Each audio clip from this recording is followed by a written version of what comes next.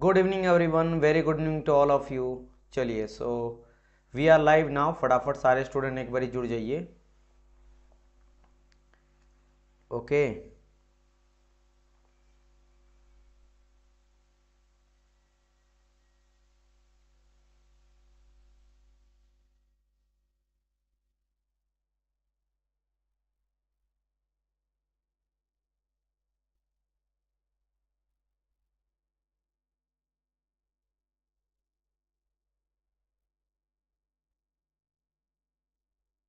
चलिए। So I think audio and video clear होगा। Ready for class sir. Good afternoon, very good afternoon dear students. Audio video clear होगा, उम्मीद करता हूँ आप लोग को। राइट, ऑडियो वीडियो क्लियर होगा, उम्मीद करता हूँ।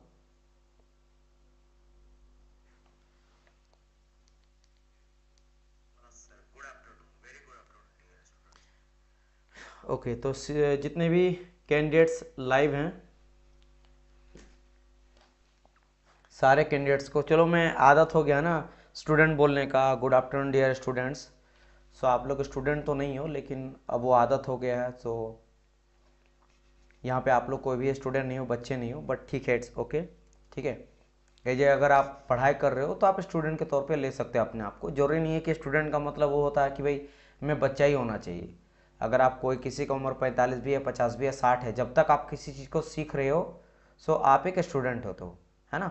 चलिए, सो जितने भी कैंडिडेट्स लाइव हैं, सारे स्टूडेंट आई मीन कैंडिडेट्स को वेरी गुड आफ्टरनून। सो जैसे कि आप सभी को पता है कि दिवाली में आप लोग को ऑफ़र दिया गया था और कई सारे कैंडिडेट्स ऑफ़र को अवेल नहीं कर पाए थे ड्यू टू सम रीजंस, है ना। सो बहुत सारा रिक्वेस्ट आया, आप लोगों का कॉल आया है टीम के तरफ से। सो बताया गया कि सर जी काफ़ी सारे जो कैंडिडेट्स हैं वो अवेल नहीं कर पाए थे ऑफ़र को। सो संडे में सबका रिक्वेस्ट था कि एक बारी फिर से उस ऑफ़र को एक्टिवेट करा जाए, ताकि जो बच्चे नहीं ले पाए हैं, जो स्टूडेंट नहीं ले पाए हैं, जो कैंडिडेट्स नहीं ले पाए हैं, वो इनरोल कर लेंगे कोर्स में।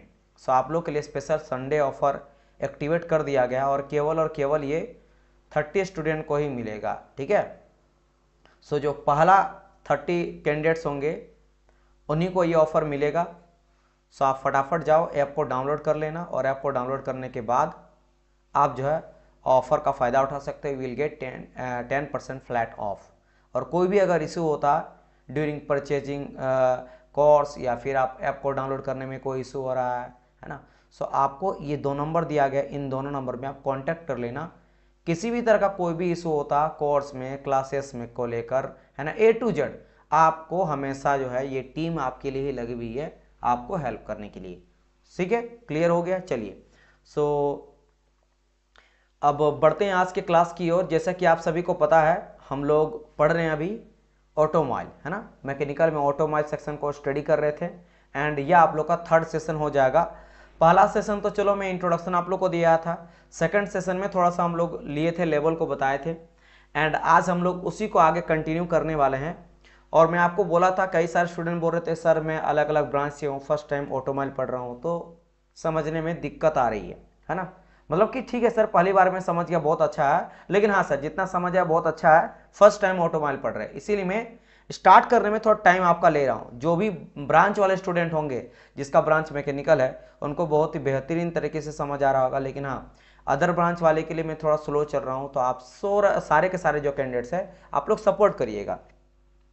This session is going for all paid और विदाउट पेड स्टूडेंट। ये फिलहाल के लिए भी तो यूट्यूब में चल रहा, कुछ क्लासेस आपका यूट्यूब में रहेगा, है ना। उसके बाद फिर हम लोग क्या करेंगे, पेड में चल जाएंगे। ठीक है, चलिए, good good afternoon, good afternoon, है ना, गुड आफ्टरनून। सो आप लोग को मैं ये सब चीज़ बता रखा हूँ, ये सब चीज़ मैं आप लोग को बता रखा हूँ, है ना, ये सब चीज़ मैं आप लोग को बता रखा हूँ कि इंजन क्या होता है। इन शॉर्ट अगर मैं एक लाइन में बोलूँ, सर जो एक एनर्जी को, एक ऊर्जा को दूसरे ऊर्जा में परिवर्तित कर देता है, उसको हम लोग क्या कहते हैं, इंजन कहते हैं। फिर बात किए थे हम लोग उसमें इंजन के बारे में, हीट इंजन के बारे में, जो क्या करता है कि जो भी मेरा फ्यूल होता है ना, उसका जो केमिकल एनर्जी होता है, रासायनिक ऊर्जा, उसको मेरा उसमें ऊर्जा में कन्वर्ट करता है, जिससे हम लोग कार्य कर सके, किसके थ्रू, कंबसन के थ्रू, जला के।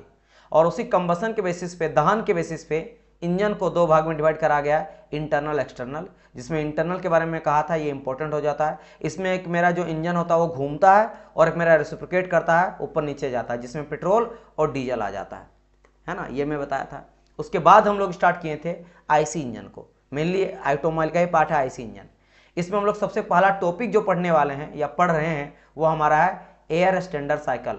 साइकिल क्यों? क्योंकि जहाँ से स्टार्ट होता है वहीं एंड आ जाता है, तो इसका इनिशियल पॉइंट और फाइनल पॉइंट, जैसे आप फील्ड में तो रनिंग करते हो, आपने यहाँ से रनिंग करना स्टार्ट किया, घूम के फिर यहीं आ गए, तो एक साइकिल बन गया ना, जहाँ से स्टार्ट किया वहीं आ गए, इसलिए साइकिल कहा जाता है। एयर स्टैंडर्ड क्यों? क्योंकि यहाँ पे जो फ्यूल होता है वो एयर ही लिया जाता है, वो एयर को माना गया है, एयर को यूज करके इस साइकिल को कंप्लीट करा जाता है, इसलिए इसको एयर स्टैंडर्ड साइकिल कहते हैं, या फिर गैस पावर साइकिल कहते हैं, पावर मिलता है ना, इसीलिए कहा जाता है, राइट। अब इसी में सबसे पहले हम लोग बात किए थे कार्नोट साइकिल के बारे में। इसी साइकिल से इंजन बनता है। साइकिल मतलब कि कई सारा प्रोसेस से मिलके साइकिल बनता है, कई सारा प्रोसेस से मिलके साइकिल बनता है, राइट, समझ आ रहा है। तो कार्नोट साइकिल के हम लोग बात किए थे, इसी साइकिल का यूज करके कार्नोट इंजन बनाया गया था, जो कि प्रैक्टिकल इंजन नहीं है। रियल लाइफ में आप लोग को कहीं भी कार्नोट इंजन देखने को नहीं मिलेगा। कार्नोट साइकिल से क्या बनेगा? कार्नोट इंजन बनेगा, कार्नोट इंजन। कार्नोट साइंटिस्ट का नाम है और इंजन तो इंजन है, साइकिल से बना। अब ये क्या बोला कि ये एक तरह का रिवर्सिबल साइकिल है। रिवर्सिबल मतलब सर जिसमें कोई भी हानि नहीं होता है, कोई भी लॉस नहीं होता है। ये आइडियल साइकिल है, हाइपोथेटिकल है, मतलब इमेजिनरी है, थ्योरी बेसिस है, प्रैक्टिकली नहीं है, मतलब सोच केवल है, केवल बुक का लिखा हुआ चीज है ना, थ्योरी है। ये बोला कि अगर हम लोग ऐसा ऐसा करेंगे तो मुझे इतना अच्छा वर्क आउटपुट मिलेगा। क्या करेंगे? तो बोला अगर हम लोग 4 प्रक्रिया लेके चलेंगे, 4 प्रोसेस लेके चलेंगे, जिसमें 2 प्रोसेस जो रहेगा वो बहुत ही धीमा रहेगा और 2 जो प्रोसेस रहेगा वो बहुत ज़्यादा तेज रहेगा। तो अगर हम लोग 4 प्रोसेस बनाते हैं जिसमें 2 बहुत धीमा और 2 बहुत तेज है, तो हम लोग को कुछ ऐसा इंजन मिलेगा जिसका एफिशिएंसी यानी कि जो आउटपुट मिलता है ना, कार्य करके हमको देगा, वो बहुत ज़्यादा रहेगा, बाकी इंजन से बहुत ज़्यादा देगा। मतलब ऐसा कुछ समझ लेना कि 1 लीटर अगर मैं पेट्रोल डालता हूँ तो नॉर्मली कितना चलता है आपका स्पीड, अगर मैं बात करता हूँ माइलेज देता 60 का 70 का, बहुत अच्छा से अच्छा बाइक ले लो, लेकिन ये बोल रहा है अगर 1 लीटर पेट्रोल डालोगे तो मेरा 500 किलोमीटर चलेगा। समझ रहे हो? इतना ज़्यादा माइलेज देगा, जो कि पॉसिबल नहीं है। क्यों? क्योंकि ये जो प्रोसेस बोलानी है 4 प्रोसेस, वो चारों का चारों प्रोसेस रियल लाइफ में पॉसिबल है ही नहीं। क्या क्या बोला है? तो वही क्या क्या बोलने से पहले मैं आपको समझाता कि इंजन जो ये लिया गया है, इंजन का जो दीवार लिया है ना, चारों तरफ का जो वॉल लिया है, वो प्योरली मेरा क्या किया है, इंसुलेट कर दिया, यानी विद्युत रोधी ले लिया दीवार। यानी कि उधर से ना हीट मेरा जाएगा ना हीट आएगा, यानी उसमें अगर अंदर में कोई चीज गर्म है तो गर्म ही रहेगा, उससे हीट मेरा बाहर नहीं जाएगा, उसमें बाहर नहीं जाएगा, बाहर जाएगा तब तो ठंडा होगा कोई भी चीज, तो बोलेगा नहीं जाएगा। तो ये पहला मान लिया। कुछ देर के लिए विद्युत रोधी की तरह काम करेगा और कुछ टाइम के लिए ये मेरा डायथर्मिक यानी कि उष्मा को आने और जाने देगा, उष्मा को आने जाने देगा कुछ देर के लिए, और कुछ देर के लिए उष्मा को ना आने देगा ना ही जाने देगा। कुछ देर के लिए पूरी तरह से इंसुलेटेड और कुछ देर के लिए डायथर्मिक। और हीट का ट्रांसफर क्यों होता है, उष्मा आदान प्रदान क्यों होता है? टेम्परेचर डिफरेंस की वजह से, तापमान में अंतर रहता तभी जाके होता है, वही यहाँ पे कहा गया है। On the basis of that मैंने यहाँ पे 4 प्रोसेस के बारे में आपको कहा था, 4 प्रोसेस के बारे में कहा था। 4 प्रोसेस में मैंने आपको सबसे पहले देखो यहाँ से स्टार्ट करेंगे पीवी डायग्राम, प्रेशर का यानी दाब का और आयतन का, वॉल्यूम का, प्रेशर वॉल्यूम का। मैंने कहा था 1 से लेकर 2 प्रोसेस, ये एकदम प्रैक्टिकली समझना तब जाकर समझ में आएगा। 1 से 2 में क्या हो रहा है कि मान लो आप बाइक स्टार्ट किए और बाइक जैसे स्टार्ट होगा है ना, तो पहला आपका फ्यूल जल चुका है, तो जैसे आपने पेट्रोल अंदर आया, एयर आया, वो जल के राख हो गया, आप साइलेंसर से बाहर जाएगा, तो वही वाला है। 1 से 2 के बीच में देखो यहाँ पे आउट हो रहा है, क्यू किसको बोलते हैं? हीट को बोल रहे हैं। ये क्यू माने हीट को कहा जाता है, हीट यानी उष्मा मेरा यहाँ क्या हो रहा, बाहर हो रहा, रिजेक्ट हो रहा, देख रहे हो, आउट हो रहा, आउट माने बाहर जाना, उष्मा क्या हो रहा मेरा, आउट हो रहा, बाहर रिजेक्ट हो रहा है ना, रिजेक्ट हो रहा है।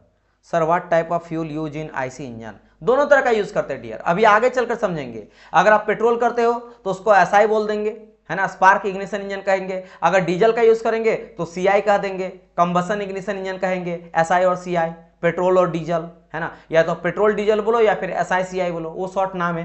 क्यों? सब के बारे में, लेकिन कुछ भी आप यूज कर सकते हो। पेट्रोल डीजल मेनली यूज किया जाता है, आज के टाइम में सीएनजी वगैरह भी यूज करते हैं, लेकिन मेनली पेट्रोल डीजल। लेकिन अभी हम लोग केवल फ्यूल का बात कर रहे हैं, पेट्रोल है डीजल है वो बात की बात है, तो कहने का मतलब यहाँ पे क्या है कि यहाँ पे जो भी आपने फ्यूल डाला वो यहाँ पे क्या हो रहा है, एक बार जल गया, मान लो इंजन स्टार्ट हो चुका, जल गया और जल के बाहर हो रहा है, रिजेक्ट हो रहा है, रिजेक्ट हो रहा है। सो 1 के 2 के बीच में आपका रिजेक्ट हो गया।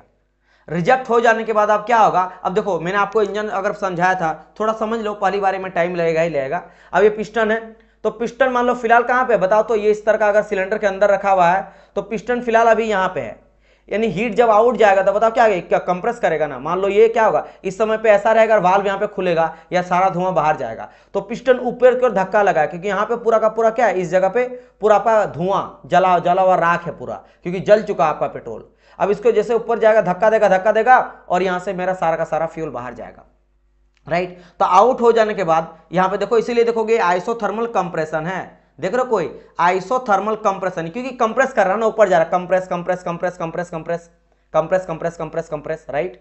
तो एक बारी आइसोथर्मल क्या हुआ, कंप्रेशन हुआ, हीट बाहर निकला, क्लियर। और उसी टाइम पे क्या हो रहा है, ये ऊपर जा रहा है ना, तो अब देखना बहुत इंपॉर्टेंट पॉइंट है जो कोई ध्यान नहीं देता है। हाँ अभी फिलहाल बॉटम में है, पिस्टन अभी बॉटम में है।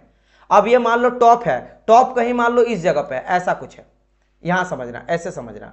अभी बॉटम में पिस्टन है, अब जाना है यहां ऊपर तक, तो ये तो पूरा का पूरा कंप्रेस कर रहा, कंप्रेस मतलब दबाया जा रहा, संपीड़न हो रहा, संपीड़न।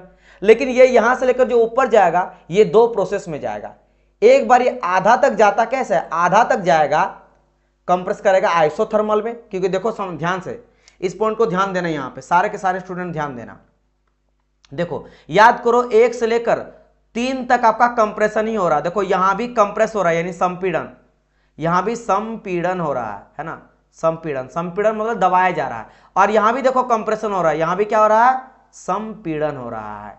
यानी कि देखो पिस्टन तो 2 ही होता है ना, या तो पिस्टन मारो, ये बिल्कुल ये टॉप वाला पार्ट है, सिलेंडर का टॉप वाला पार्ट है, और ये बॉटम है, बॉटम से जाएगा टॉप तक, टॉप से जाएगा बॉटम तक, यही तो करेगा। रेसिप्रोकेट मतलब क्या इंजन होता है, ऊपर और नीचे जाना, ऊपर और नीचे जाना। और मैं आपको पहले बता रखा हूं कि अभी हम लोग किस तरह का इंजन का बात कर रहे हैं, अभी हम लोग बात कर रहे हैं रेसिप्रोकेटिंग इंजन का। देखो ये वाला इंजन है, ये इंजन, ये रेसिप्रोकेट। और रेसिप्रोकेट में होता क्या है, ये वाला होता है, देख रहे हो, ऊपर नीचे ऊपर नीचे ऊपर नीचे, यही आएगा। तो 2 ही तो होता है। तो मैं यहां पे बात कर रहा हूं कि दोनों में संपीड़न मतलब कि ऊपर गया, तो आप बोलेंगे सर ठीक है, यानी कि 2 प्रोसेस मिलके तब जाके ऊपर जाएगा। हां अब यहां पे मैं क्या करता हूं, और एक पेन लेता हूं। अब मैं मान लेता हूं ये मेरा है टॉप पोर्शन, है ना, ये हो गया टॉप वाला पार्ट हो गया, और बीच में कहीं है, एक सेकेंड, अरे भाई तुम रहो ना, ठीक है, ऐसा कुछ हो गया, रुके थे सही, और कहीं मान लो बीच में ऐसा कुछ पार्ट हो गया ये। अब पिस्टन मेरा यहां पे है, ऐसा कुछ है, आधा गया, जब आधा जाएगा ना, यहां पे ऊपर कंप्रेस हो रहा है, अभी कंप्रेस संपीड़न हो रहा है, आधा गया, आधा जाएगा आइसोथर्मल। आइसोथर्मल मतलब तापमान अभी स्थिर रहेगा, टेम्परेचर कांस्टेंट रहेगा। और जब आधा जाएगा, तो आधा जब जाएगा यहां से लेकर ऊपर तक जाएगा, तो ये हो जाएगा एडियाबेटिक, मतलब अब हीट आएगा जाएगा। क्योंकि देखो ध्यान से, यहां से अगर ध्यान से अगर आप देख रहे हो तो आपको क्या समझ आ रहा है कि जो आधा गया, ये हाफ वाला पोर्शन है, कहां से कहां तक, 1 से लेकर 2 तक, 1 से लेकर 2 तक जो जा रहा है, यहां पे है आइसोथर्मल, मतलब कि टेम्परेचर कांस्टेंट, अभी तापमान स्थिर है, मतलब कि टेम्परेचर ना बढ़ रहा ना घट रहा है, ना बढ़ रहा ना घट रहा है। तो इस समय पे मेरा हीट आ सकता है, लेकिन टेम्परेचर फिक्स रहेगा। लेकिन जब 2 से 3 के बीच में, तब भी हो रहा कंप्रेशन, लेकिन अब यह है एडियाबेटिक। और मैं आपको एडियाबेटिक समझाऊं, एडियाबेटिक मतलब क्या है, इस समय पे उष्मा का ना प्रवेश करेगा, ना ही बाहर जाएगा, ना अंदर आएगा, मतलब इंट्री और ना ही एग्जिट हो सकता है मेरा उष्मा का। लेकिन हाँ आइसोथर्मल में हीट आ सकता है, जा सकता है, आइसोथर्मल में हीट आ सकता है, जा सकता है, इसीलिए तो आउट हो रहा है। इसलिए ध्यान से देखो, 1 से 2 के बीच में क्या हो रहा है, हीट बाहर जा रहा है। 1 से 2 के बीच में क्या हो रहा है, हीट बाहर जा रहा है, क्योंकि ये एडियाबेटिक नहीं है। एडियाबेटिक मतलब कि उष्मा का आना जाना बंद। लेकिन 1 से 2 के बीच में आइसोथर्मल है, तापमान फिक्स है, तापमान स्थिर है, टेम्परेचर कांस्टेंट है, लेकिन हीट आ भी सकता है, जा भी सकता है। इसीलिए क्यू क्या, क्यू मेरा हीट है, हीट मेरा रिजेक्ट हो रहा है, रिजेक्ट यानी बाहर तो जा रहा है, बाहर जा रहा है। ये भी कंप्रेशन हो रहा है, अभी भी दबाया जा रहा, दबाए, लेकिन आधा वाला पार्ट में, हाफ, अभी हाफ गया, हाफ में हीट मेरा बाहर गया। लेकिन जैसे हाफ पहुंचा पिस्टन ना, उसके बाद क्या हुआ, मेरा वाल्व क्लोज हो गया, वाल्व क्लोज हो गया। अब जो इसके बाद ऊपर जाएगा ना, इसके बाद ऊपर जाएगा, इस टाइम पे मेरा हीट बाहर नहीं जाएगा। इस जगह पे हीट मेरा हो गया 0, हीट इक्वल टू 0, हीट ना जाएगा ना आएगा, कुछ भी यहां पे नहीं होगा। तो ये हो गया 2 पार्ट खत्म। सर आप खड़े होकर समझाया करो, कोई बात नहीं, इट्स ओके, है ना। तो ये हो गया कंप्रेशन का पार्ट 2 क्लियर हो गया, कंप्रेशन का पार्ट 2 क्लियर हो गया। तो अब जो है ना, जब 1 से लेकर 3 तक पहुंचा तो पिस्टन मेरा बिल्कुल ऊपर आ चुका है, ऊपर आ चुका है, यानी कंप्रेस हो गया, दब गया। अब बारी है एक्सपेंशन का। तो एक्सपेंशन कहां से कहां तक हो रहा है? एक्सपेंशन देखोगे 3 से लेकर 1 तक हो रहा है, यानी 3 से लेकर 4 और 4 से लेकर 1। इधर क्या हो रहा है? एक्सपेंशन हो रहा है, एक्सपेंशन। एक्सपेंशन, एक्सपेंशन मतलब क्या होता है? फैलाव, है ना, फैलाव हो रहा, फैलाव, फैलाव। क्यों फैलाव हो रहा? क्योंकि पिस्टन अब ना देखो ऊपर में था तो ऊपर से आधा आया और फिर आधा आया। आधा किस में आएगा? आधा आएगा फिर से आइसोथर्मल में, मतलब अभी फिर से टेम्परेचर कांस्टेंट, यानी तापमान जो रहेगा ना, तापमान उसका क्या रहेगा? स्थिर रहेगा। तापमान क्या है मेरा? स्थिर है। तापमान स्थिर रहेगा आधा प्रोसेस में। आधा बोले तो यहां से लेकर टॉप से लेकर यहां तक आएगा तो तापमान स्थिर रहेगा।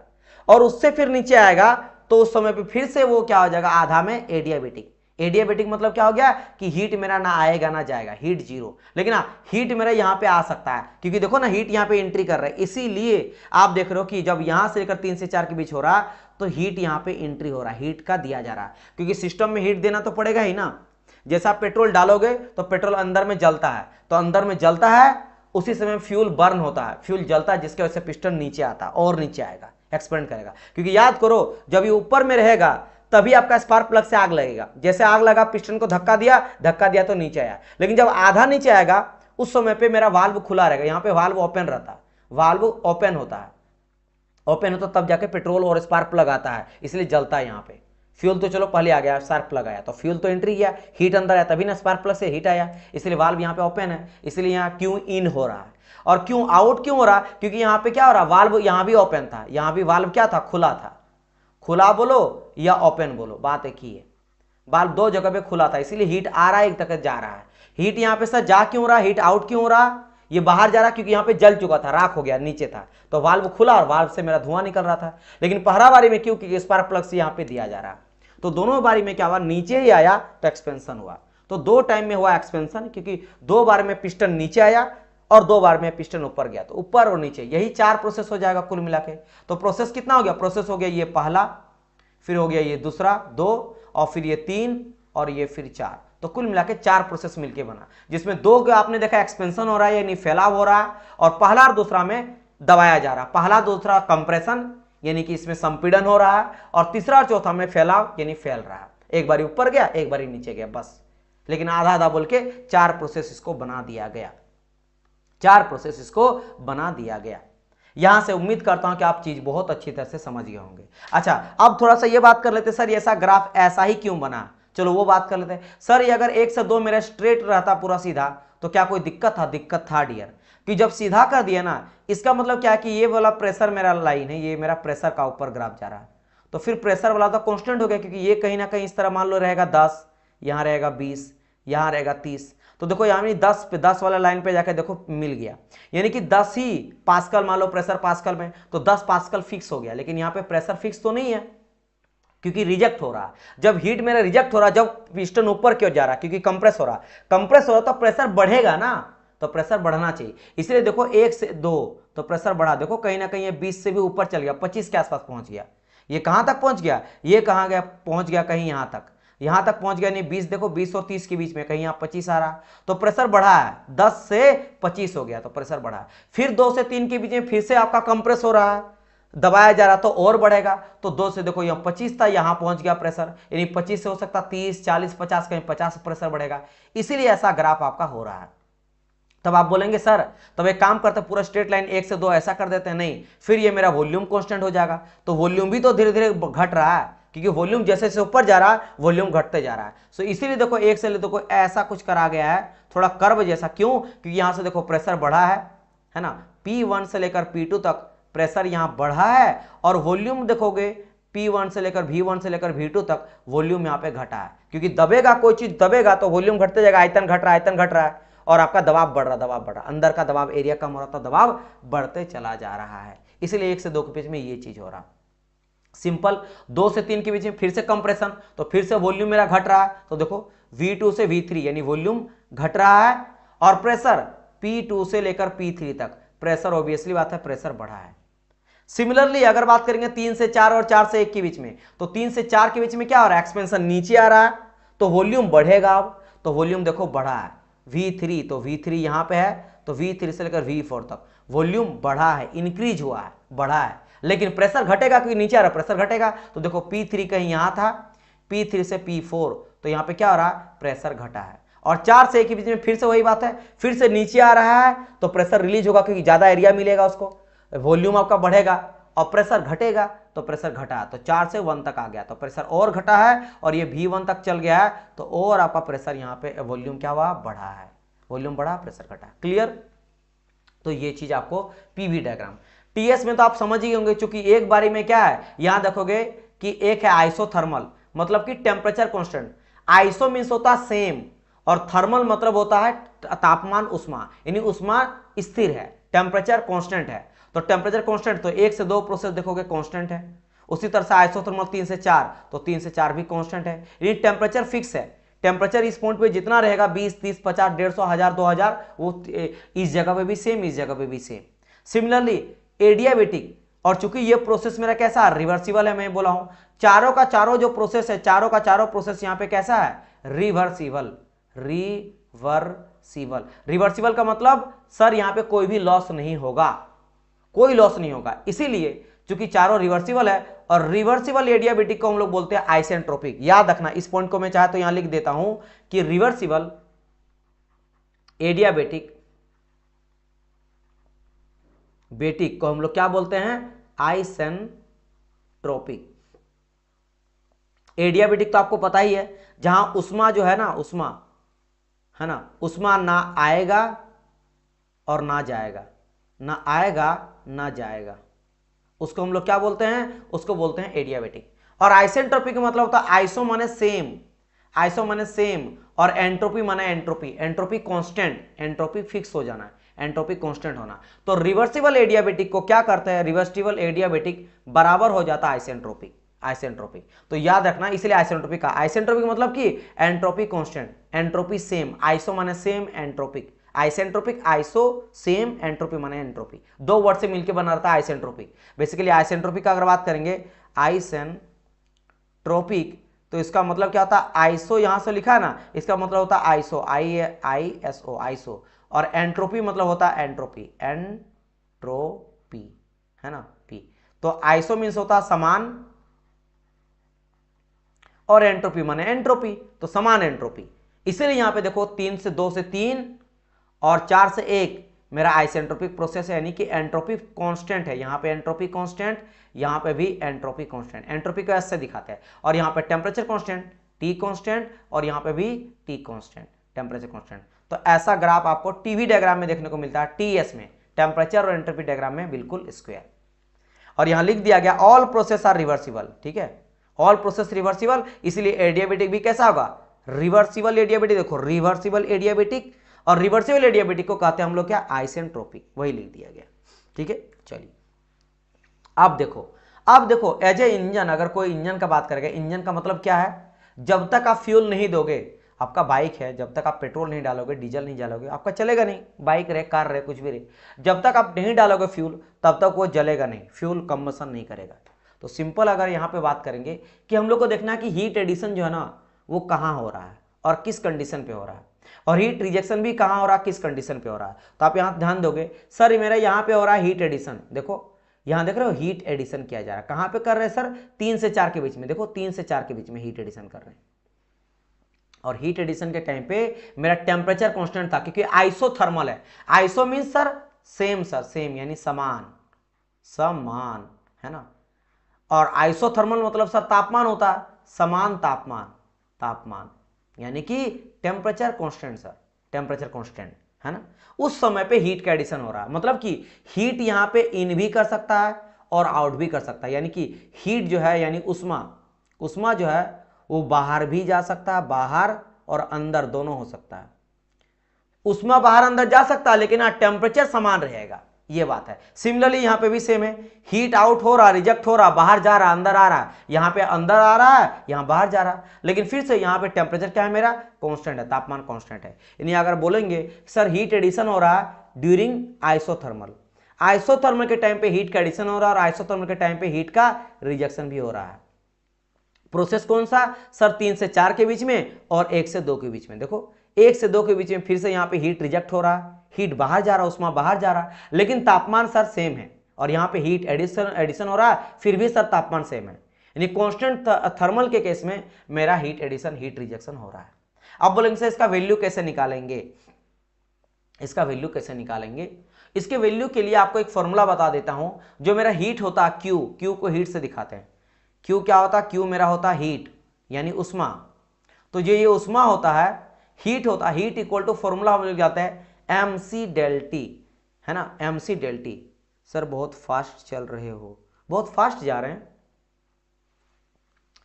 नहीं, अभी तक केवल मैं हीट एडिशन हीट रिजेक्शन बोला हूं, है ना। चलो मैं स्लो कर देता हूं, डोंट वरी। आपके में ये बोलते रहिएगा, मैं धीरे धीरे चलूंगा, ठीक है। टेंशन ना लो आप लोग, टेंशन ना लो। यहाँ पे आपको बहुत ही कम जानना है बाय द वे, बस आपको बता रहा हूँ। इतना सारा मैं आपके कंफ्यूज ना हो, फाइनल रिजल्ट ही आपको याद रखना है। बस आपको समझाने के लिए इतना मैं आपको बता रहा हूँ, है ना, इतना मैं आपको बता रहा हूँ, ठीक है। तो देखो होता क्या ना, क्यू मैं बस ये बता रहा हूँ, क्यू यानी हीट इक्वल टू होता है एम, ठीक है, M R T. M R T हम लोग लेके चलते हैं। ये फॉर्मूला होता है M R T L N V two upon V one. ये देख सकते हो M R T L N V two upon V one. ये क्यू इक्वल टू होता है, हीट इक्वल टू होता है। जो आपको मतलब नहीं है कहां से आया जाने दो, इतना आपको डीप कहीं नहीं पूछेगा, है ना। हीट एडिशन कहां से होता है आपको कोई नहीं पूछेगा, तो ये आपको जानने का मतलब नहीं है। लेकिन हाँ कभी कभार अगर आपको बोल दे इससे, तो आप याद रख लेना एम आर टी, ये वाला याद फॉर्मूला रखना। अब यहां बोलेंगे सर T3 क्यों हुआ? क्योंकि ध्यान दो यहां पे हीट एडिशन जो हो रहा है ना, वो स्टार्ट कहां से हो रहा है? जैसे 3 पहुंचा, आपका बाइक में पेट्रोल अंदर जाने लगेगा इंजन के अंदर। ये इंटर जा रहा, तेल जा रहा, जैसे 4 आया आपका पेट्रोल अंदर जाना इंजन में बंद हो गया। 3 से स्टार्ट हुआ, यहां से आपका स्टार्ट होता पेट्रोल जाना और यहां पे आपका एंड हो जाता, बंद हो जाता है। तो इसलिए T3 यहां पे दिया गया है, T3। बाकी वॉल्यूम का रेशियो दिया है। वॉल्यूम देखो बड़ा कौन सा वॉल्यूम है? तो देखें सर V4, तो ये मेरा बड़ा है, ये मेरा क्या है? बड़ा है। और V3 मेरा छोटा है। तो बड़ा माइनस छोटा करते हैं, ऊपर में बड़ा नीचे में छोटा। तो ये हो गया हीट एडिशन। हीट रिजेक्शन का क्या है? फिर वही MRT ln V2 अपन V1।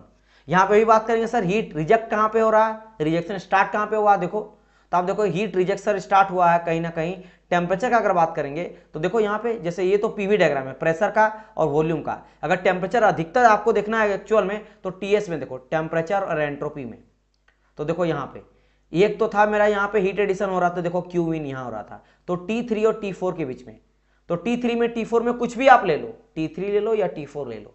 क्योंकि एंट्री हो रहा T3 में तो T3 ले लिया गया। आप चाहो तो यहाँ पे T4 भी लोगे तो चलेगा, T3 रहे T4 रहे चलेगा।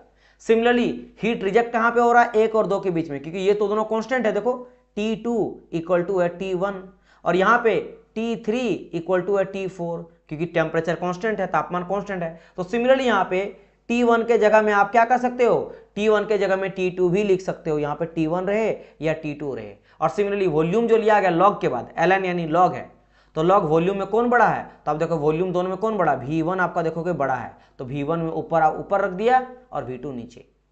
समझ गए? तो यहाँ पे Q हीट हो गया एडिशन और हो गया हीट रिजेक्शन। बताइए ये समझ आ गया, हीट एडिशन समझ आ गया। हीट का त्याग कहाँ पे कर रहा? उष्मा त्याग। ये एक सेकंड यहाँ थोड़ा गलत, अच्छा हाँ सही लिखा है। तो हीट का संयोजन कहाँ हो रहा है, यानी हीट इंजन में कब दिया जा रहा है, और हीट का त्याग कहाँ पे हो रहा है? तो दोनों आइसोथर्मल में हो रहा है, यानी समतापीय में हो रहा है, जैसे मैंने आपको कहा था, है ना, समतापीय।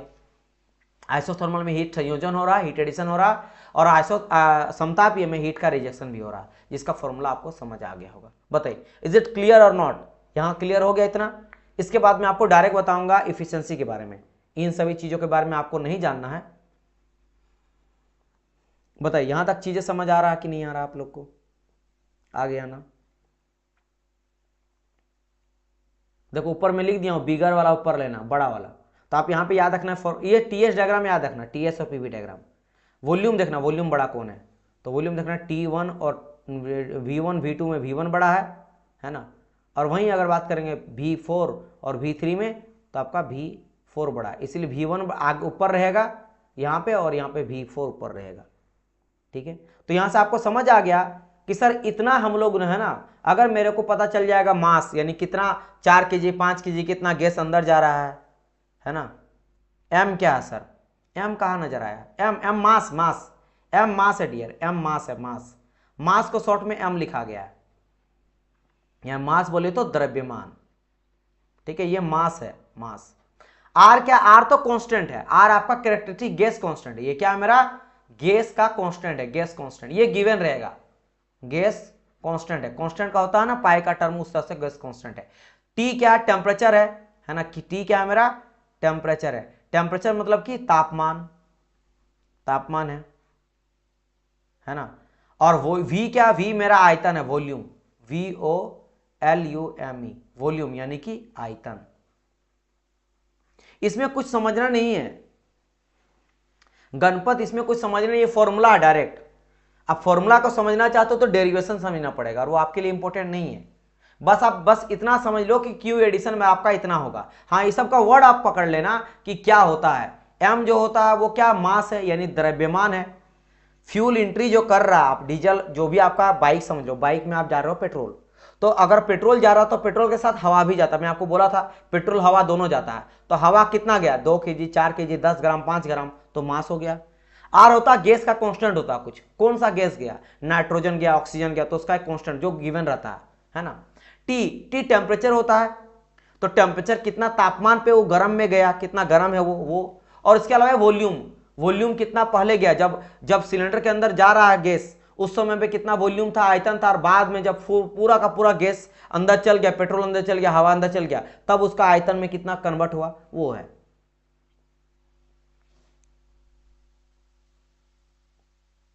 नहीं नहीं, बोर्ड में ऐसा कुछ दिक्कत नहीं है, वही सेम चीज मैं समझाऊंगा यहाँ पे। बस यहाँ पे आपको ये चीज को ध्यान देना है ना डियर।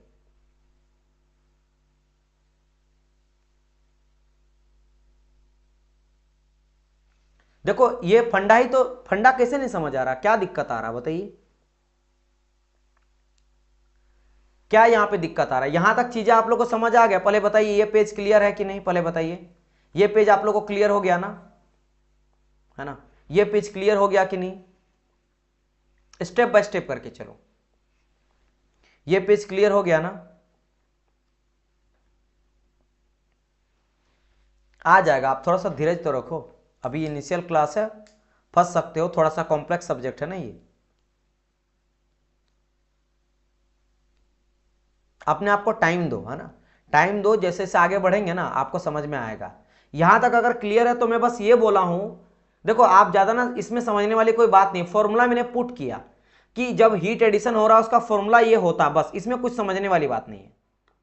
हाँ, इसमें कुछ भी समझने वाला बात नहीं है यहाँ पे। यहां बस मैं आपको फॉर्मूला बता दिया कि हीट एडिशन के टाइम पे ये फॉर्मूला आपको याद रखना है, हीट एडिशन हीट रिजेक्शन, बस इसमें आपको यही याद रखना है कि आपका T3 यहां होगा, T1 होगा, क्यों ये मैं आपको बता दिया, ये यहां से स्टार्ट होगा पीवी डायग्राम से, कि हीट एडिशन कहां हो रहा है, इस जगह पे क्यू इन हो रहा है, तो क्यू इन हो रहा है तो टेम्परेचर कांस्टेंट चुकी है, टेम्परेचर कांस्टेंट है, तो T3 या T4 कोई भी आप टी ले सकते हो।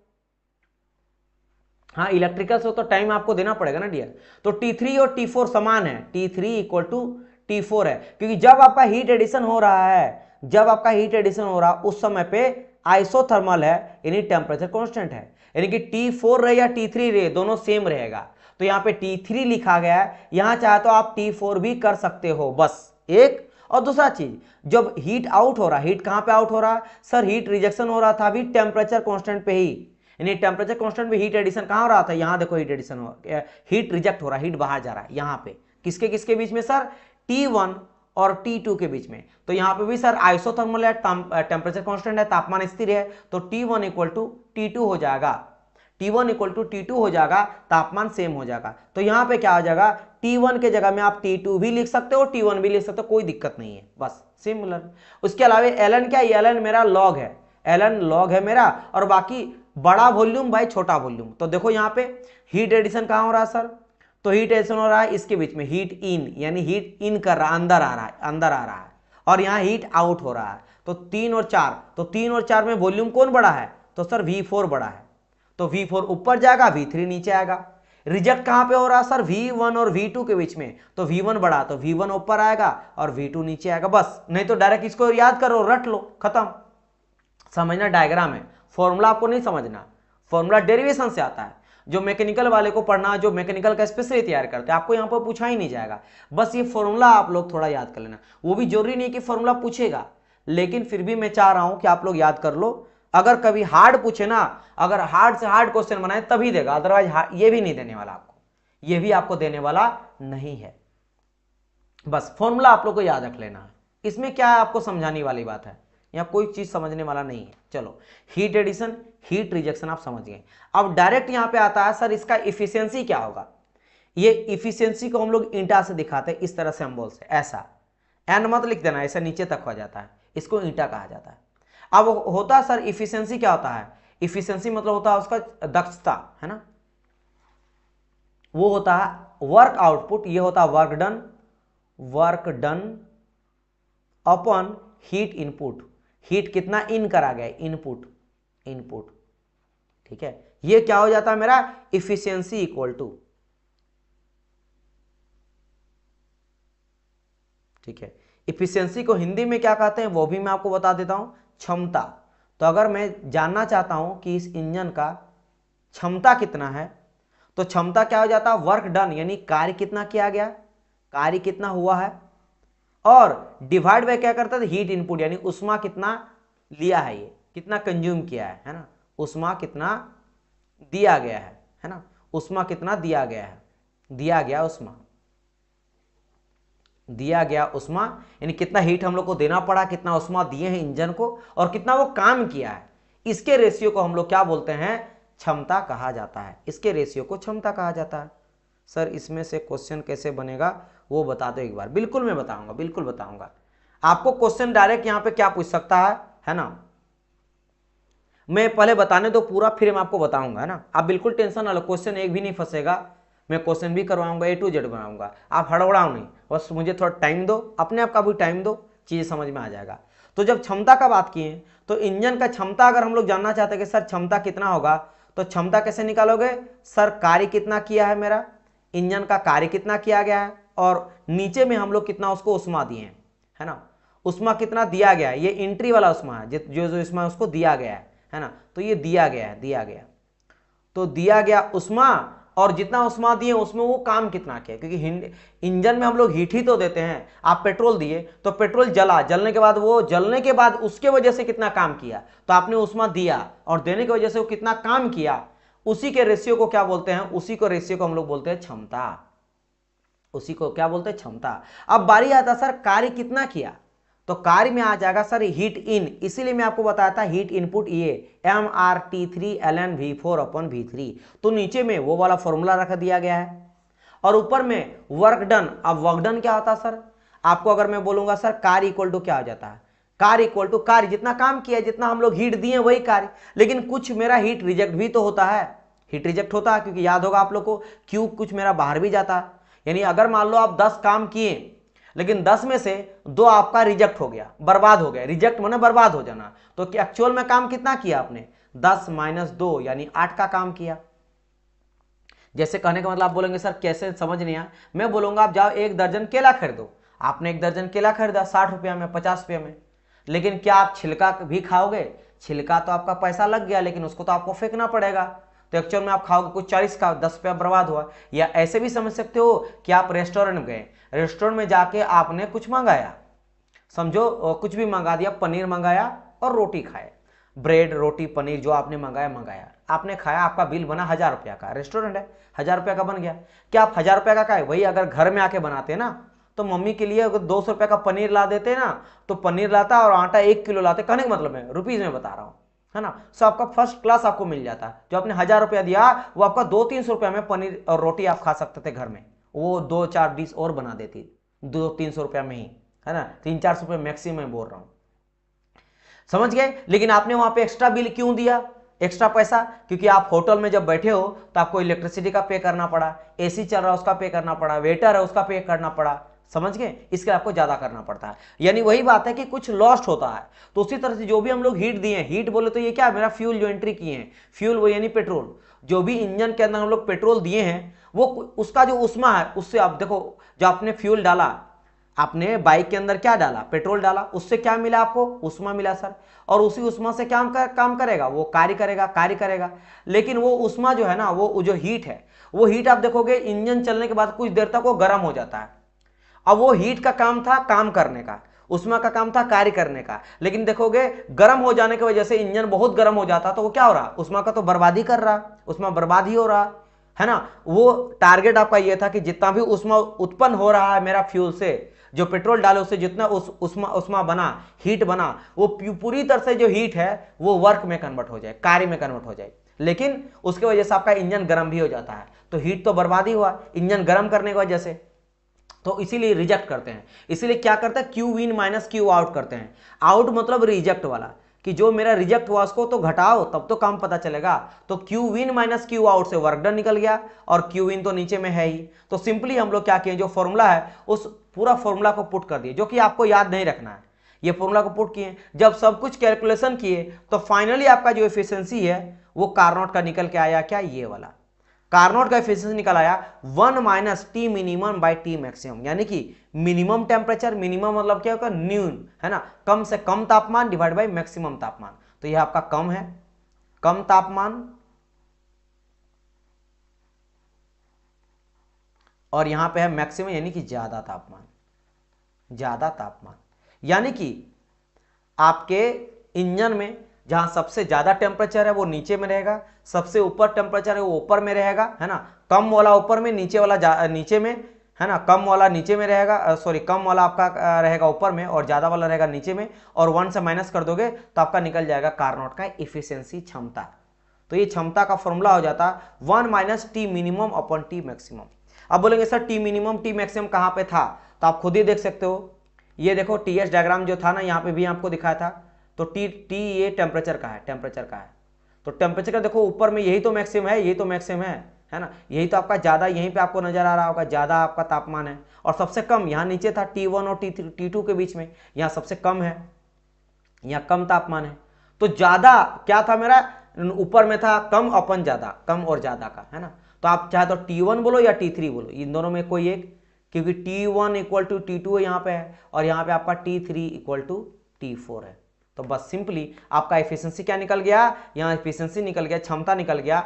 यहाँ चाहे तो ऐसे करोगे 1 माइनस, है ना, T2 अपॉन T1, ये भी लिखा जाता है T2 अपॉन T1, क्योंकि आप देखो T2 देखोगे ये कम वाला है, कम वाला है, ये कम वाला है, कम वाला है, ठीक है, कम है T2।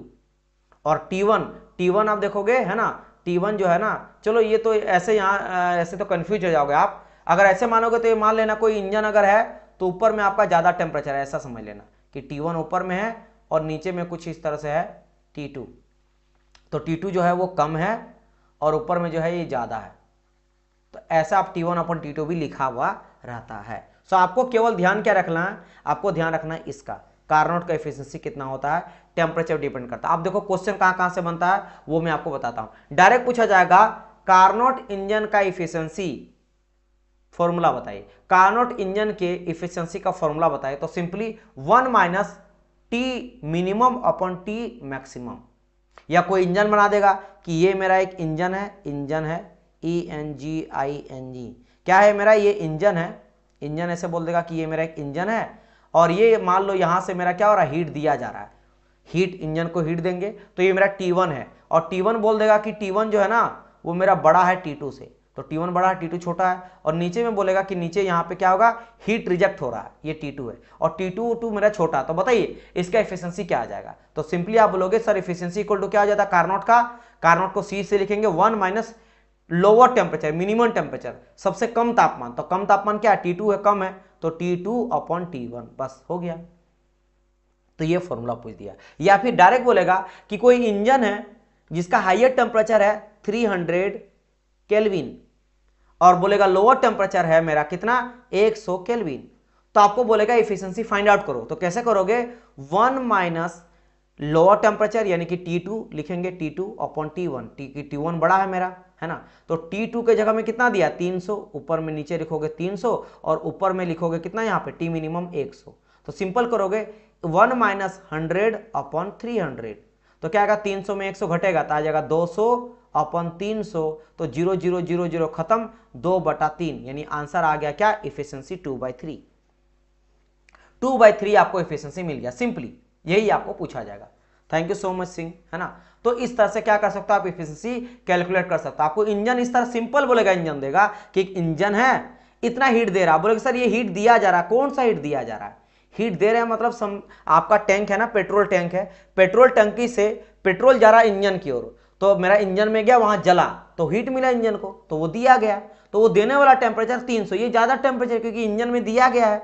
और जब पूरा इंजन में जलने के बाद वो राख होके बाहर निकल रहा है एग्जॉस्ट साइलेंसर से, वो टेम्परेचर है आपका ये वाला जो रिजेक्ट हो रहा बाहर निकल रहा है, तो बाहर वाला टेम्परेचर कम रहेगा। तो सिंपल बात है, मिनिमम माने कम का, कम वाला, और नीचे में है ज्यादा, तो सिंपल यहां पे आप देखोगे कम वाला ऊपर है, तो कम कहां पे है सर, 100 है, तो 1 - 100 आपने ऊपर रख दिया, ज्यादा 300 है तो 300 आपने नीचे रख दिया। तो सिंपल, अब एलसीएम तो आपको सबको लेना पता है, 300 एलसीएम नीचे लिख दिए, तो 300 - 100 यहाँ पे क्या होगा, 300 - 100, तो 300 में 100 गया तो बचा यहाँ 200 और बटा 300, तो 0 0 खत्म हो जाएगा, बचेगा क्या, 2/3। तो 2/3 को अगर आप करोगे तो कितना निकल जाएगा बताओ, यहाँ पे 2/3 क्या निकल जाएगा बताइए, बताइए 2/3 क्या निकल जाएगा, तो 2/3 निकल जाएगा लगभग आपका 0.66। तो आपका जो इफिशिएंसी निकला वो 0.66, आपको पता है इसको परसेंटेज में कन्वर्ट करने के लिए 100 से मल्टीप्लाई कर देते हैं, तो कुल मिला के 66% आपका इफिशिएंसी निकला। या फिर इन शॉर्ट में अगर आपको समझाने के लिए बोलूं, माइलेज, कि आपका इंजन का माइलेज कितना निकल गया, हाँ 67 भी बोल सकते हो आप चाहो तो, इसको चूंकि 66667 तक जा रहा है तो 67 बोल सकते हो, तो कुल मिला के 67 आपका माइलेज निकला। बोला जाता ना कि तुम्हारा गाड़ी का माइलेज कितना है, तो सर 50 का दे रहा, 40 का दे रहा, बुलेट वगैरह है तो 30-35 का दे रहा, कार है तो 10 12 15 का देता है माइलेज, है ना। अच्छा अगर इंजन है, बड़ा भारी भरकम कार है तब तो 8-10 का माइलेज देता है, अगर ऑल्टो वगैरह है तो उस समय 15 तक का देता है, बाइक है तब बुलेट वगैरह देखोगे 35-40 देता है, अगर हीरो होंडा स्प्लेंडर प्लस वगैरह देखोगे इस तरह बाइक की जिसका माइलेज ज्यादा है तो 60-70 भी माइलेज देता है। तो यानी 100 में से इतना माइलेज दे रहा है, ये एफिशिएंसी पता चल गया, उसका क्षमता पता चल गया कि कितना उसका क्षमता है, समझ आ रहा है, अब समझ आया। तो यहां से क्वेश्चन आपका बनेगा, या तो फॉर्मूला डायरेक्ट पूछ देगा, या आपको दे देगा कि हायर टेम्परेचर इतना है, ज्यादा तापमान कम तापमान, इंजन है तो बताओ उसका एफिशिएंसी कितना होगा, कार्नोट इंजन है तो कार्नोट इंजन का आपने निकाल लिया, इस तरह का वो दे देगा, यही देगा। या फिर आपको ये पूछ देगा कि बताइए एफिशिएंसी का फॉर्मूला क्या होता है, तो मैंने जैसे कहा कि कार्य किया गया कार्य और डिवाइड बाई जितना हम लोग दिए उष्मा, जितना प्रदान किए, है ना, दिया गया उष्मा, है ना, दिया गया उष्मा, ऐसे दे देगा, उष्मा दे देगा। ये आपको फॉर्मूला ये पूछ सकता है, या फिर आपको ये पूछ सकता है कि बताइए जब हीट एंट्री कर रहा है उसका फॉर्मूला बता दो, तो ये रट लेना, क्योंकि मैंने कहा कि आप लोग मैकेनिकल के कोर ब्रांच नहीं है कि आपको डेरिवेशन बताएं, उतना फालतू का हो जाएगा। सो याद रखना MRLN कुछ नहीं है, बहुत ही MRLN इस तरह कर ले, MRTLN, है ना, MRTLN V/V वॉल्यूम का रेशियो रहता है, MRLN मतलब लॉग, ये लॉग है, LOG log, MR log MRT log V/V। अब ये कौन सा भी, ऊपर में बड़ा वाला, ऊपर में बड़ा रहेगा नीचे में छोटा रहेगा, बात खत्म, ऊपर में बड़ा नीचे में छोटा। तो बस यहाँ पे चूंकि बात करें किसका, अब बोलेंगे इन का या आउट का, तो जैसे मैंने बोल दिया इन का सर, तो इन के केस में आप लोग को याद होगा कि इन के केस में अभी ये डायग्राम को आपको याद रखना, ये डायग्राम दोनों याद रखना, PV diagram TS diagram. Sir heat input यहाँ पे हो रहा था, तो सर हीट इनपुट में टेम्परेचर का बात कर रहा हूं, तो ये तो प्रेशर वॉल्यूम है, टी यहाँ देखेंगे सर, तो टेम्परेचर कांस्टेंट है, T3 या T4 तो कुछ भी लगा लो, तो टी के जगह में मैं यहाँ पे क्या कर दूंगा, T3 कर दूंगा यहाँ पे, कि सर ये 3 आ जाएगा यहाँ पे, T3 या T4 बोल दो, कोई दिक्कत नहीं, T4 भी लिख दिया। और वॉल्यूम सर, वॉल्यूम के लिए सर यहाँ देखूंगा 3-4 में कौन बड़ा है, तो बड़ा मेरा है 4 बड़ा है और 3 छोटा है, तो बड़ा रहेगा ऊपर में, तो V4 ऊपर आ गया, V3 यहाँ आ गया। और ये सर अगर Q रिजेक्ट का बात करेगा, रिजेक्ट कहाँ पे करा, फिर फॉर्मूला सेम, MRTLN यानी लॉग, है ना, LN लॉग और V/V। अब कैसे करेंगे सर, तो सर देख लेता हूं पहले टेम्परेचर कहां पे है, तो टेम्परेचर रिजेक्ट कहां देख रहे हैं, तो रिजेक्ट सर हो रहा है मेरा यहाँ पे 2 और 3 के बीच में, रिजेक्ट टेम्परेचर यहाँ रिजेक्ट, तो सर दोनों सेम है, कुछ भी रख देंगे 1 या 2, तो चलो मैं मान लेता हूं 1 ही रख दिया, कोई दिक्कत नहीं है, मैं चाहूं तो 2 रख देता हूं तो 2 ही रख दिया। वॉल्यूम का बात कर लेते हैं सर, वॉल्यूम यहाँ पे नजर आएगा कि वॉल्यूम, तो देखोगे सर यहाँ पे V1 है और V2, बड़ा कौन है सर, V1 बड़ा है, तो V1 ऊपर में आ गया, V2 नीचे आ गया, बस इतने ही फॉर्मूला आपको पूछेगा, या एफिशिएंसी डायरेक्ट पूछ देगा, या वर्क डन का फॉर्मूला पूछ देगा, या PVTS डायग्राम पूछ सकता है, डायरेक्ट आपको बोलेगा है ना, 4 डायग्राम दे देगा और ये इतना होल जोल नहीं रहेगा। अगर डायग्राम भी पूछेगा तो सिंपल, पता है डायग्राम कैसे पूछेगा, इस तरह से पी भी आपको लिया रहेगा और ऐसा कुछ, ऐसा ऐसा ऐसा एंड ऐसा। तो बोलेगा बताइए किसका है डायग्राम, तो आपको देख के ही लग जाएगा कि सर ये कार्नोट का है ना, पीवी डायग्राम है, समझ गए। ऐसा दे देगा एक, मान लो ए ऑप्शन में, ए ऑप्शन में, बी ऑप्शन में कैसा दे देगा, कुछ ऐसा दे देगा, ऐसा है क्या, नहीं है। मान लो तीसरा ऑप्शन में दे देगा ऐसा एंड कुछ बिल्कुल स्ट्रेट दे देगा। चौथा में मान लो दे देगा बिल्कुल इस तरह से ट्रायंगल। तो आपको पता है कि पीवी डायग्राम बोला प्रेशर वॉल्यूम का, तो प्रेशर वॉल्यूम का तो सर ये वाला होगा बस। टीएस अगर बोलेगा तो टीएस का ये वाला हो गया, अगर ये बी सी है और ये डी है तो ये टेम्परेचर और एंट्रोपी का डायग्राम है, कांस्टेंट वाला। किसका, अगर कार्नोट का बात करेगा, कार्नोट के लिए। या फिर आपको ये बोलेगा कि बताओ 4 जो प्रोसेस होता है, या बोलेगा डायरेक्ट कि कार्नोट साइकिल जो है वो कैसा साइकिल है, तो आपको बोलना कि ये मेरा एक आइडियल साइकिल है, आइडियल, या फिर रिवर्सिबल साइकिल, ये मैं बताया हूं रिवर्सिबल साइकिल, या फिर हाइपोथेटिकल साइकिल, या थ्योरी लेवल का साइकिल है, थ्योरेटिकल साइकिल है, थ्योरेटिकल, प्रैक्टिकल साइकिल नहीं है। दूसरा चीज, कार्नोट साइकिल में कितना प्रोसेस होता है, आपको बोलना 4 प्रोसेस होता है। कौन कौन सा होता है, 4 बोलेगा स्लो या फास्ट वो बताइए, तो बोलेंगे 2 फास्ट होता है और 2 स्लो होता है। कौन कौन सा होता है, तो ये वाला याद रख लेना, ये चारों याद रख लेना है कि आइसोथर्मल कंप्रेशन। आपको ये लग रहा बहुत बड़ा है लेकिन कुछ नहीं है डियर, ये आप सिंपल इस तरह कर सकते हो कि टेम्परेचर कांस्टेंट में हो रहा हीट का रिजेक्शन यानी क्यू रिजेक्ट, सिंपल इतना छोटा लिखना कि टेम्परेचर कांस्टेंट में क्यू का रिजेक्ट। इसके अलावा यहां पे क्या हो जाएगा, टेम्परेचर कांस्टेंट पे हीट का एडिशन, क्यू एडिशन, एडिशन कर दो, क्यू एडिशन और क्यू यहां पे रिजेक्ट कर दो, बस इतना छोटा। फिर यहां पे एडियाबेटिक, एडियाबेटिक जहां हीट ना आएगा ना जाएगा, यानी हीट यहां आ जा रहा है, हीट रिजेक्ट हो रहा है, यहां क्यू इक्वल टू हो जाएगा 0 क्योंकि हीट एडियाबेटिक है। और कंप्रेशन हो रहा है तो बस कंप्रेशन याद रखना कि हीट का क्या हो रहा है, यहाँ पे मेरा कंप्रेशन हो रहा है, कंप्रेशन। और यहाँ पे तो सर Q इक्वल टू 0 क्योंकि हीट ना आ रहा ना जा रहा, उष्मा ना आ रहा जा रहा है, और यहाँ पे हो रहा है हीट का एक्सपेंशन, तो Q हो गया मेरा, यहाँ पे क्या लिखेंगे, कंप्रेशन, सॉरी कंप्रेशन। बस इतना याद रख लेना, इतना क्वेश्चन आपसे यहाँ पे बनेगा। एक तो प्रोसेस, 4 प्रोसेस कौन कौन सा होगा, पीवीटीएस डायग्राम, तो 2 क्वेश्चन बन गया। तीसरा क्वेश्चन हीट रिजेक्शन कितना हो रहा है, हीट इनपुट कितना हो रहा है, तीसरा क्वेश्चन बन गया। चौथा इफिशिएंसी का, पांचवा इफिशिएंसी का कितना है और कितना फॉर्मूला होता क्या होता वही पूछ देगा। छठा हो गया। छठा के बाद अगर बात करेंगे तो कार्नोट साइकिल कैसा साइकिल है, आइडियल है, रिवर्सिबल है ना, ये साइकिल पूछ दिया। या इसके लिए अजम्पशन जो मैंने कहा था कि इसका जो दीवार लेते हैं ये इंसुलेटेड कुछ टाइम के लिए था और कुछ टाइम के लिए डायथर्मिक, यानी कुछ टाइम के लिए हीट आएगा जाएगा और कुछ टाइम के लिए हीट ना आएगा ना हीट जाएगा, बस दैट्स इट, खत्म कहानी, खत्म कहानी। तो ये हो गया पूरा किसके बारे में, आपके इस साइकिल के बारे में, कार्नोट के बारे में। इसके अलावा छोटा सा यहाँ पॉइंट है लेकिन मुझे नहीं लग रहा कि इस वाले पॉइंट से आपको कुछ पूछा जाएगा, ठीक है। चलिए कोई बात नहीं, हम लोग नेक्स्ट क्लास में बात करेंगे। और इसके बाद फिर मैं कुछ और साइकिल के बारे में बात करूंगा, आइडियल साइकिल, जैसे स्टर्लिंग साइकिल के बारे में, है ना। अब वही बहुत इसमें अब शॉर्ट है, एक समझ गए ना तो बाकी समझ में आएगा। इरेक्शन के बारे में बात करूंगा और उसके बाद auto cycle and diesel cycle, ये तो बहुत इंपॉर्टेंट है। ऑटो डीजल के बारे में आपको पूरा पढ़ना है ना। सो इसीलिए आप लोग देखो ये थोड़ा टफ सब्जेक्ट है, मैं बार बार बोल रहा हूँ, ऑटोमोबाइल सबसे टफ है मैकेनिकल में, इसीलिए मैं सबसे पहले ऑटोमोबाइल को ही स्टार्ट किया हूँ, टफ सब्जेक्ट को ही स्टार्ट किया हूँ, ताकि आप लोग को जो है ना वो शुरुआत में ही, आपके पास अभी टाइम है तो इसमें जितना टाइम देना दो। तो आप क्लास के बाद मैं पीडीएफ आपको दे दूंगा, आप लोग थोड़ा रिवाइज करके आना, थोड़ा समझ के आना, जितना हो सके समझना, ताकि अभी जितना क्लासेस है अभी मैं इसीलिए आगे नहीं बढ़ रहा हूँ, आगे बढ़ूंगा तो आपको समझने में दिक्कत आ सकता है, तो आप रिवीजन करके आना। इसके आगे फिर हम लोग क्लास में देखेंगे और डायरेक्ट बात करेंगे कहाँ से, हम लोग बात करेंगे न्यू साइकिल स्टर्लिंग, मतलब कल मैं आपको स्टर्लिंग भी बता दूंगा, इरिक्सन भी बता दूंगा, है ना, ऑटो उसके बाद बताएंगे, 2 साइकिल कल बताएंगे, ठीक है। और ये सारा रिवीजन करके आपको आना है, मैं पीडीएफ आपको दे दूंगा, समझ गए ना। चलिए अगर कोई दिक्कत है तो मेरे को बताओ, आप टाइम दो, है ना, टाइम दो, हड़बड़ा के नहीं है कि सर क्लास नहीं समझ, आप फिर से एक बार ही पढ़ना जो ये बताए हूँ। कहीं अगर कोई दिक्कत होता तो मुझे इस नंबर में कांटेक्ट कर लेना 8210989049। जैसे आप क्लास आपने अभी देखा, क्लास देखने के बाद आपने पीडीएफ मिला आपको, आप थोड़ा समझ रहे हैं कि क्या क्या सर बोले वो समझ आ रहा कि नहीं आ रहा। आपने फिर से वीडियो देखा, फिर भी नहीं समझ आ रहा है तो मेरे को व्हाट्सअप करना, सर अभी भी ये चीज़ नहीं समझ आया, मैं आपको बता दूंगा, ठीक है, मैं आपको समझा दूंगा, है ना, कुछ जरूरत पड़ेगा तो कॉल करके मैं आपको समझा दूंगा, ठीक है। चलिए बिल्कुल सर, ओके डियर, चलिए तो thank you so much dear student, मिलते हैं हम लोग कल नेक्स्ट पार्ट में, ठीक है। तब तक के लिए good bye and God bless you all. और अभी टाइम है हड़बड़ाने का, अभी आप लोग डरो नहीं, क्योंकि डरने वाली पता कब टाइम आता है, जब होता है ना कि सर 1 महीना में एग्जाम है, सर समझ में ही नहीं आ रहा, टाइम भी कम है, अभी है टाइम, है ना। आप लोग जब तक समझ ना आएगा तब तक मैं समझाऊंगा और उस तरह से आगे बढ़ेंगे, क्योंकि एक बार समझ गए ना फंडामेंटल, फिर तो फटाफट जाएंगे। और बाकी सब्जेक्ट बिल्कुल टेंशन मत लेना, ये ऑटोमोबाइल आपके लिए टफ है, अदर ब्रांच वाले के लिए, मैकेनिकल के लिए तो ईजी है, लेकिन अदर ब्रांच के लिए टफ है।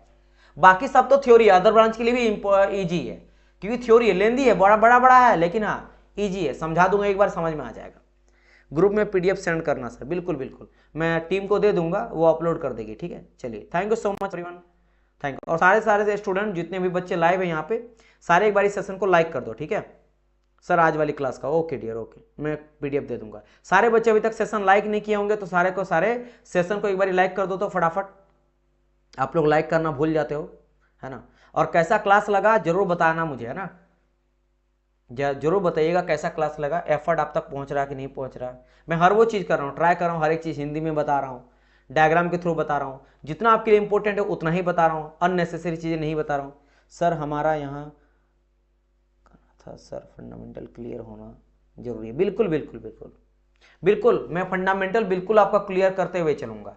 अभी तक जितना मैं बता रहा हूँ पूरा फंडामेंटल क्लियर कर रहा हूँ, है ना, और मैं आपको रिवीजन भी कराते हुए चल रहा हूँ। चलिए थैंक यू सो मच, सारे सेशन लाइक कर दिए ना, बिल्कुल टेंशन ना लो, मैं आपके साथ बना रहूँगा, आपके साथ बिल्कुल बना रहूँगा, हर एक चीज़ के लिए मैं आपको समझाऊंगा, ठीक है।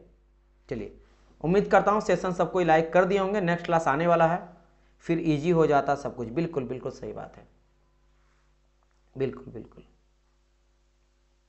ओके, तो क्लास को रखें या और कोई डाउट है, कुछ पूछना है? ऑल क्लियर है तो बताइए। और हाँ, आप लोग का आज स्पेशल संडे ऑफर है, तो जितने बच्चे कोर्स लेना चाहते हैं वो सारे ले लेना एक बारी, है ना, जो भी नहीं ले पाए थे दिवाली में, आज आप लोग ले लेना।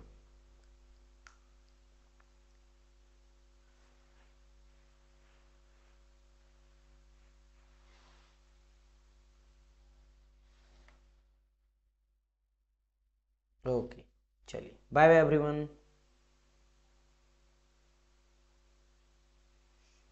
Thank you so much dear. आप लोग को भी इंस्टा कॉपी, है ना, आर्टिस्ट मलखान सिंह एंड सिंह हो गए, इसके अलावा एसपी हो गए, जितने भी स्टूडेंट लाइव थे, ठीक है, पटीदार हो गए, सारे स्टूडेंट को थैंक यू सो मच कि आप लोग लाइव हैं, है ना। चलिए बाय बाय।